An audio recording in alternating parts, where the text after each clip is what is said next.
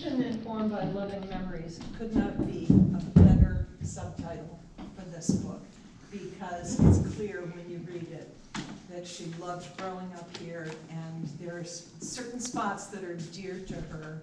And this is your first novel, correct? You were doing other things with your life, and I'm not really sure how this evolved into your writing, but I'm not either. and really the characters are just delicious. I mean, there's every type. It's a great summer read. That's all I can, I've got to plug it. And we so appreciate you being here and doing this for us. So I have an unusual. Wait, you haven't read it yet because it's a page turner. So thank you so much. Thank you, Penny. Thank you for coming tonight. It's always fun for me to meet people who've already read the book or people who haven't read it yet.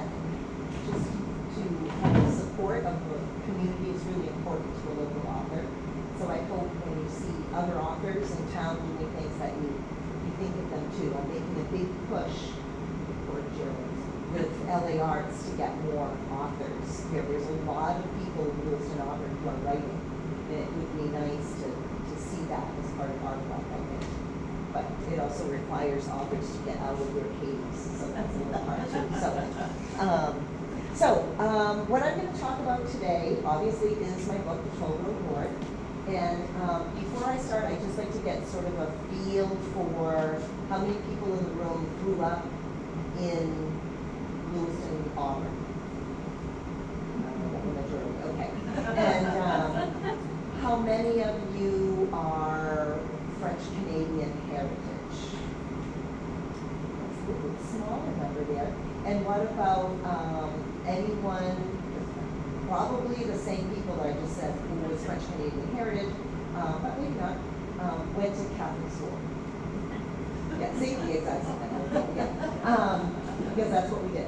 So, but I think, I really hope, what I am learning through this process is that people who grew up in other communities in Maine, people who grew up in New England, people who grew up other places in the United States are sending me messages about, this is so like, I know these people.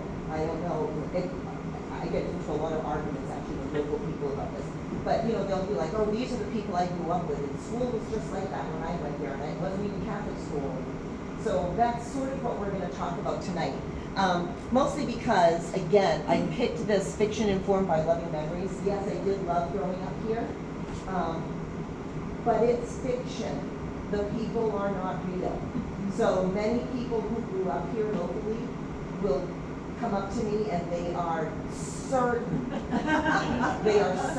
that Blackie in my book is a lot, this is the one I get the most often, is Blackie from the vegetable stand. No. And it never even occurred to me. I never even thought about that. So I actually have an uncle Blackie, and that was a much closer thing for me. But they are completely fictional people. So we will talk about that, but it really is a lot of the experiences. They certainly are set in this community in those years when I was a girl. So I may or may not need my glasses on, off. I might walk into things and I apologize. Okay, so I'm going to talk first tonight about the title and give you a little bit of background about where that came from. And I'm going to talk about, as a writer, when you write fiction, how you really can't help but incorporate memories of your own experiences about things. The book is very much about names and identity and kind of shifting your name from one thing to another as you pivot in life. I was just talking to Becky about pivoting in life. And then really the book for me was really about these very strong women across generations and how it's changed, how I really wanted young women like my kids to understand what it was really like for women a generation ago, and how they could wield power in a very different way than what young women think about today. And I'll do, in the midst of all that, I'll do a couple readings. I have a poem that I wrote that I'll share with you, and then at the end I'll leave some time for questions. Okay, so I'm gonna start with the title. This is my lovely sister-in-law, Gail Lefrenier, if you recognize her, she lives in town. She's married to my brother. Therefore, she has a do not stop, do not collect $200 key to heaven, because my brother is, God, there's a lot to handle. He's great, I love him. But anyway, so this is the story. So my first shout out of the evening actually goes to the Maine Turnpike Authority for this beautiful cover shot. And it's actually two pictures. A lot of times people don't recognize it, but this is a photo and this is a different photo. And the two different ones, the one that you can't see as much is the one that's the divided pictures.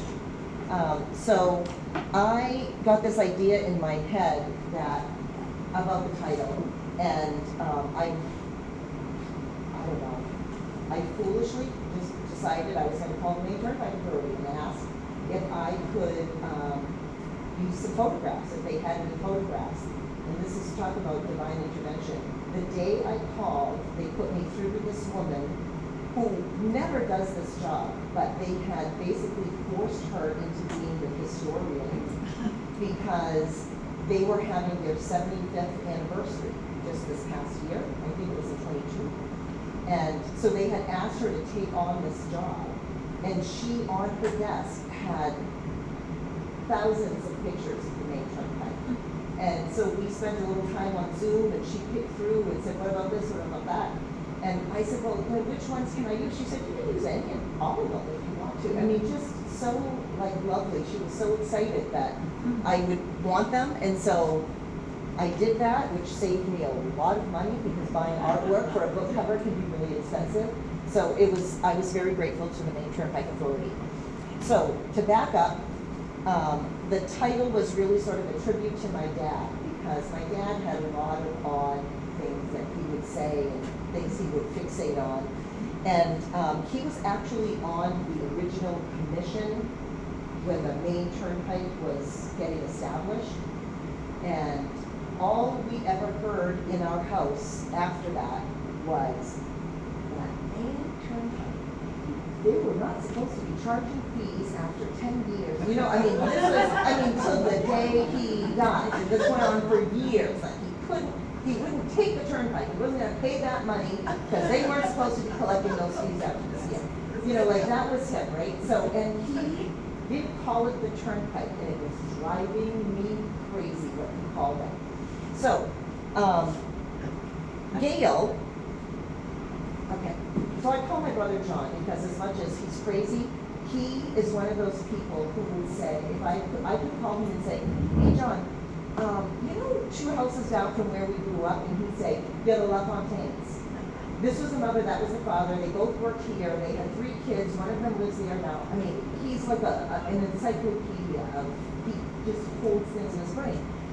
And I stumped him, I said, what was it that Dad called the turnpike?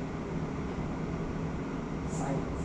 Wow. I said, no, John, really, what did he call the turnpike? He goes, the turnpike? What do you mean, the turnpike? He didn't call it anything. I said, yes, he did. He had a name for it. And Gail, who was in the background, said, yeah, he called it the toll road. And I said, oh, yes, that was it, the toll road north. That was exactly, that's it. That's the title of the book. So the weird thing about this is, and you can go onto my website if you want to and read the whole story, but